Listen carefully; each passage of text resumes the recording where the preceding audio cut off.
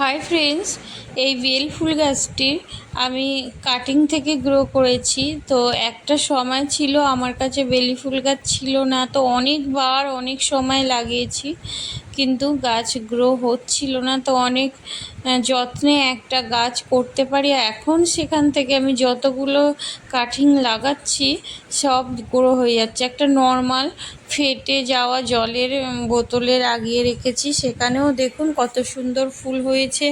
খাবার বলতে তেমন কিছু কখনো দেয়া হয় না, যখন আমি কোনো তরল সার গাছের গোড়ায় দিই সেই গাছে খাবারটা ও পায়। এমনি কোনো আলাদা করে না রিপোর্ট করেছি না মাটি করেছি, সেইভাবেই গ্রো হয়। তাই একটা জিনিস বুঝলাম, যখন যাকে অনেক যত্ন করব না তখন সেটা কিন্তু অতটা ভালো হয় না। তাই এখন যেখানে খুশি বেলি ফুল গাছের ডাল লাগাচ্ছি, হয়ে যাচ্ছে। কি মজার না? তো বন্ধুরা প্লিজ সাবস্ক্রাইব করবেন, পাশে থাকবেন।